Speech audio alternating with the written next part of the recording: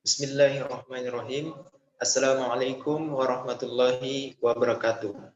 Perkenalkan, kami dari kelompok 5 ingin mempresentasikan tentang digitalisasi perkantoran.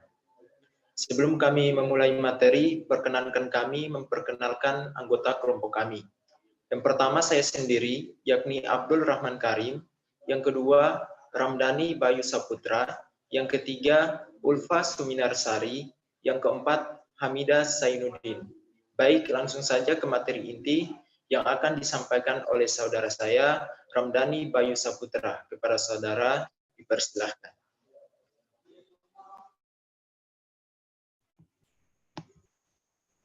Baik, terima kasih untuk saudara Abdul Rahman Karim. Pengertian digitalisasi. Menurut Ferry 2014, digitalisasi adalah konversi bahan analog tradisional seperti buku, peta, dan item kertas lainnya menjadi salinan digital dan elektronik.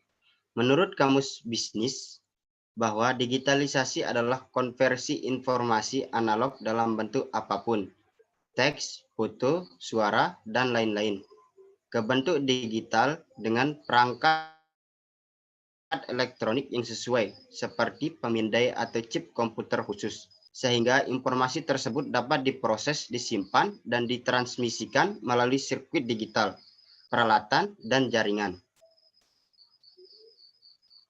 Sedangkan menurut Kamus Besar Bahasa Indonesia atau KBBI bahwa digitalisasi adalah proses pemberian atau pemakaian sistem digital. Secara singkat, dapat dikatakan bahwa digitalisasi adalah proses mengubah sesuatu yang bersifat fisik dan analog menjadi sesuatu yang virtual dan digital. Sebagai contoh, jika kita melihat dalam dekade terakhir, segala sesuatu mulai dari film, buku, dan musik telah tersedia dalam format digital. Digitalisasi tidak berarti mengganti dokumen asli, gambar, suara, dan lain-lain. Dokumen kertas dapat dihancurkan atau menyimpannya tergantung pada kebutuhan organisasi atau persyaratan hukum. Jika menangkap suara dan gambar dalam bentuk video presentasi di suatu acara, format digital terus ada sementara suara dan presentasi fisik setelah presentasi hilang selamanya. Tujuan digitalisasi. 1. Untuk mempermudah proses pencarian dokumen yang tertumpuk tiap hari sehingga susah untuk ditemukan dalam beberapa waktu atau membutuhkan waktu lama. 2. Untuk mempercepat proses pencarian dokumen. Selanjutnya materi dilanjutkan oleh saudara Ulfa Suminarsari. Langkah-langkah otomatisasi kerja kantor dengan digitalisasi. Yang pertama, digitalisasi rekam data. Yang kedua, digitalisasi penyimpanan data atau pengarsipan. Yang ketiga, digitalisasi cetak data. Yang keempat, digitalisasi pengiriman atau transfer data. Yang kelima, digitalisasi pemakaian data bersama atau sharing data. Yang keenam, digitalisasi proses jual beli. Yang ketujuh, digitalisasi agenda meeting atau rapat atau pertemuan. Yang kedelapan, digitalisasi presensi karyawan. Yang kesembilan, digitalisasi pengaturan jam kerja. Dan yang kesepuluh, digitalisasi proses penggajian karyawan.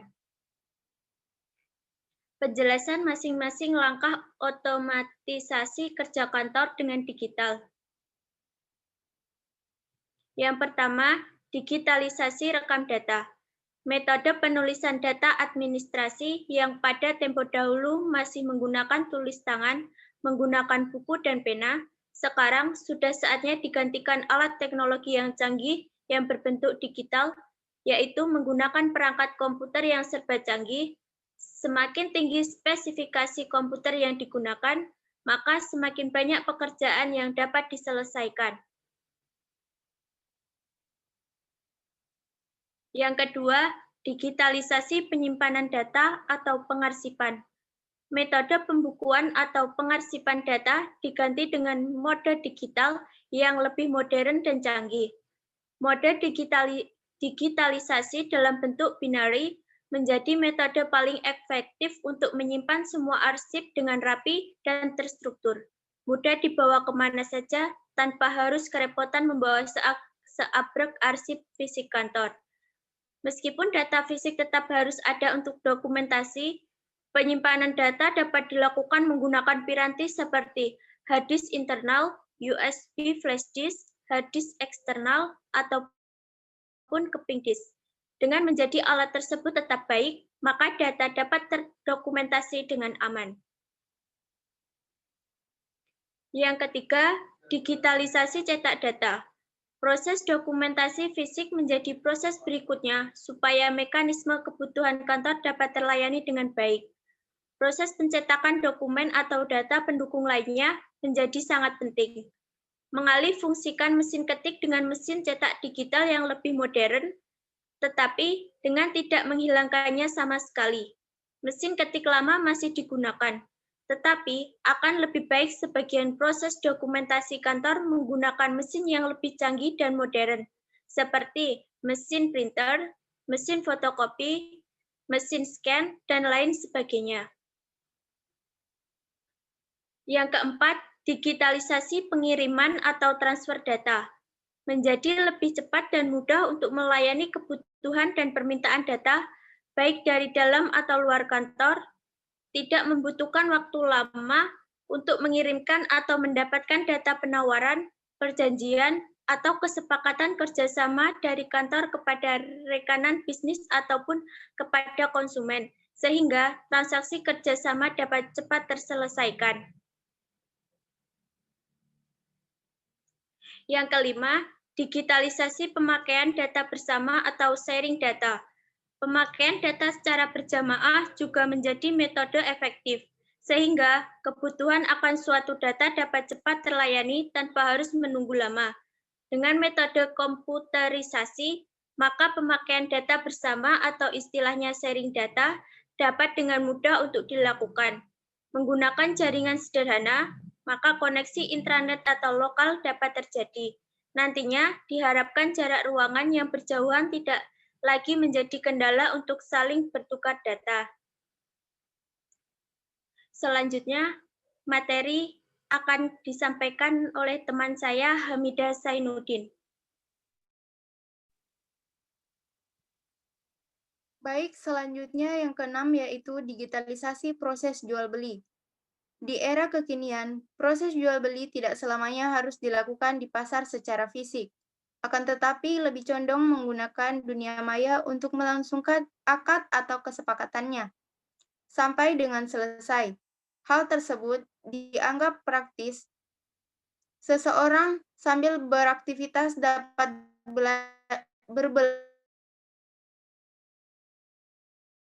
Model tersebut dapat dilakukan jika bisnis berkaitan erat dengan transaksi jual-beli atau toko online. Yang ketujuh, digitalisasi agenda meeting, rapat, atau pertemuan. Agenda pertemuan atau rapat sekarang dapat dilakukan tanpa harus datang ke tempat yang disepakati bersama. Dengan konsep teleconference, pada saat ini, jarak bukan lagi sebagai penghalang untuk tetap menjalankan dan mengontrol seluruh proses kegiatan kantor. Dengan teleconference menjadikan kemudahan untuk bertatap muka dan berbincang, yaitu dengan memaksimalkan layanan internet lebih lanjut dengan adanya efek multimedia dan video digital akan dapat menampilkan gambar yang lebih baik. Yang kedelapan, digitalisasi presensi karyawan. Sistem presensi yang masih manual sudah saatnya diganti dengan mode digital. Dengan proses pencocokan sidik jari, analisis wajah, atau pemindaian retina mata menjadi pilihan ekstrim untuk dilakukan. Selain memudahkan proses bagian kepegawaian, backup dan akumulasi data dapat lebih mudah dan cepat dilakukan dibanding presensi manual yang akan mempersulit proses rekap dan akumulasi data. Yang kesembilan yaitu digitalisasi pengaturan jam kerja. Pengaturan jam kerja efektif menjadi sangat penting untuk memaksimalkan kinerja karyawan.